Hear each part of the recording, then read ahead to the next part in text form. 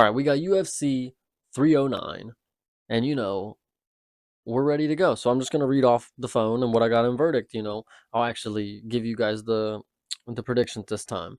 So for the first fight, we're gonna go and take Moira by decision. I think she's gonna end up being a lot bigger than Veronica. Veronica's just always looked a lot smaller to me, like in her matchup. Moira was coming in at undefeated in her last matchup, went to split decision, maybe got robbed. Who knows? But she gassed out really early, and I don't think that's going to happen this time. She'll come in more prepared, and she'll be able to implement the same game plan, but just be able to do it at a more efficient level. Veronica, like I said, the size is going to be an issue, and Moira might just be able to overpower her. And she has like a really nice finish rate. I don't know if she'll be able to finish Veronica, but if she goes to decision again, she'll probably win. But I don't know. She's kind of a beast. I think it's like a 90% finish rate. So for the next fight, Hafez, I don't believe you did very well in your last matchup. You gassed out again, just like Moira, you gassed out. But I'm not going to give you the benefit of the doubt here, I guess. Well, because the next person, Oban, like you're somebody who fights and you win fights. But when I think about the fights that you were in, I remember that you didn't really win or it wasn't a convincing win. So that's an issue. Hafez, though, maybe same boat. I don't think you won the last one. Maybe you did. I'm trying to think. It was against Mickey Gall, wasn't it? And now he's higher on the card than you, so that should tell you something about the performance. But, but I'm just sitting here. I'm yapping. So we'll move on to the next one. Oban by finish, I guess. He hasn't got a finish since the Contender Series. This dude's supposed to be the Welsh gangster. I'm supposed to see it right now because I've been making the point. I've been making the point.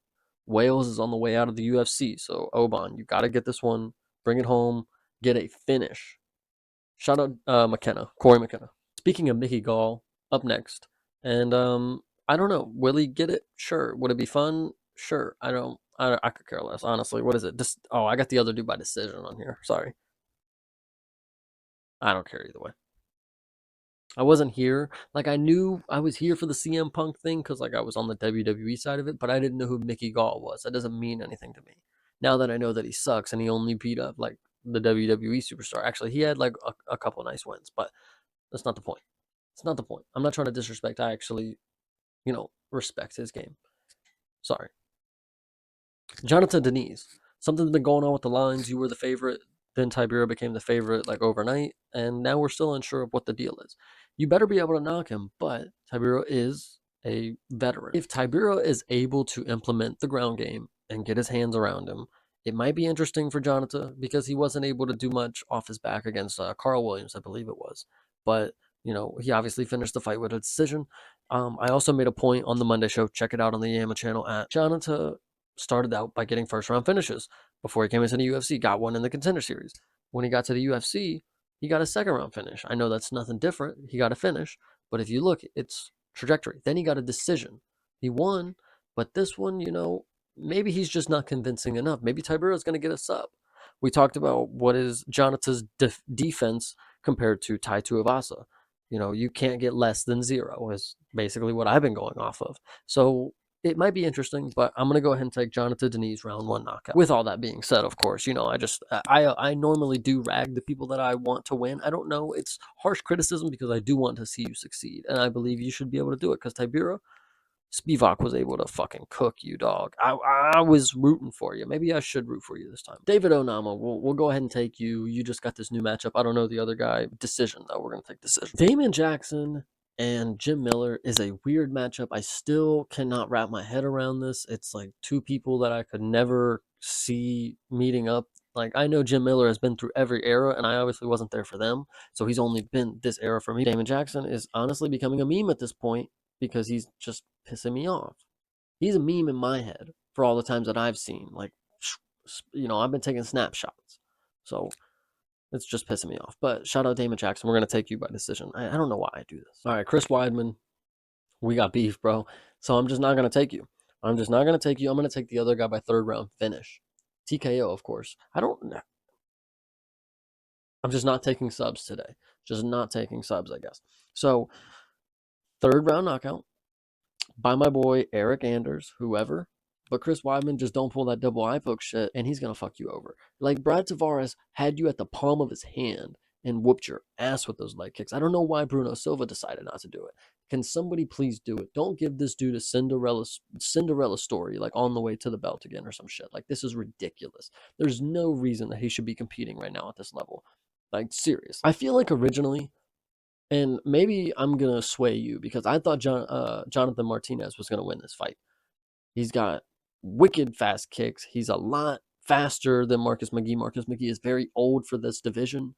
But on verdict, I did take Marcus McGee. He doesn't have a picture, which is kind of crazy. It's like, really, you can't even get my man a picture. I've seen some really old pictures on here. So either way, Marcus McGee, go to decision, get this one done. Show that you got like the game for it, that IQ, the grit, the grind, the grappling game.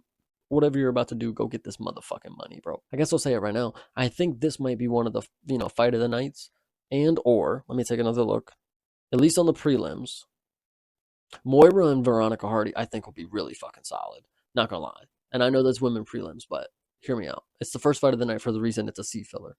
Two attractive women. We got the fighting nerd. We got Mauricio Hoofy. And this guy is facing a punching bag. So I'm really excited to see him fight again. I hope he pulls out some creativeness. But, but, there's going to be a time where the creativeness needs to meet, execution. And I know he has been doing that, but it has to happen in every fight. So in this fight, he has to be creative enough that it works and not creative enough, not over creative where he's spinning himself at his shoes, where he's just, cartoon character, like, whoa, whoa, whoa, whoa, whoa, whoa, whoa, that kind of sound like, or like banana peel shit. Like, and Mauricio Rufy, we're going to go ahead and take you by finish. Round 3, brother. This next one, honestly, unfortunately for this women's matchup, like, I'm not too big of a fan. Karini Silva, we're going to go ahead and take you by decision, right? Yeah, by decision. Okay. These last 3 fights are pretty big. I don't need to tell you that. Bo Nickel, make this one short and sweet because that's what he should do to Paul Craig because Paul Craig is on the exit of his career. Bo Nickel, go out here and get a finish. I have submission in verdict, but I think a TKO is not that bad because Paul Craig, his striking is Bo. Maybe we'll see some advancement in the striking. He's been gone for a while. You know his wrestling's there. You know he can submit people. He kind of struggled with Cody Brundage for a second, but that's none of my business. Paul Craig, you're going down. The height difference is kind of nuts. Okay. Shout out to Bronx. We're going to go ahead and take him by finish in round 4. I know I've been kind of sliding him a lot in the Discord and, being very critical of the round 1 that him and Chandler had. And I know he finished it in round 2. But Charles Oliveira should be able to get a submission. He has the most submissions in the UFC, and Dustin Poirier was able to submit this guy. You got to realize that you can do this, Charles. You got the shorts, you got the suit, you got the smile, you got the child that just came out of God's whatever grace, and like I'm so excited for you to get this fucking win. Please. Round 4, submission. It's gonna be gritty. And this might be like weird territory because like people are always expecting a finish with John Jones, which is weird because he's went to decision a couple different times in his older career. Coming off the Gon finish, oh my gosh, round 1, sure, but like Stipe is not no easy task. Maybe John Jones says he wants the round 1 submission. Will that happen? I don't think so. I think this one's going to decision. I think it'll be a very good performance from John Jones, but I don't think he'll embarrass Stipe. It'll be one of those performances where after we're like, whoa, Stipe can still do it. Like, yo, can he go up against da da da da da da da? Whatever the case may be. And then they bring fucking Jan up to heavyweight, and then it's like, whatever. That would be crazy. I just kind of cooked on the spot there, but just don't, whatever. So this will be a really fun night. I can't wait for you guys to experience it. Please come by the stream, getting shit done there. So I just can't wait for it. Appreciate everybody. And just know that this is going to be a great night of fights, and you do not want to miss the greatest fighter of all time, John Jones. And Charles Oliveira. We'll go ahead and throw him in there. Sorry, I didn't mean to. Shout out to Bronx.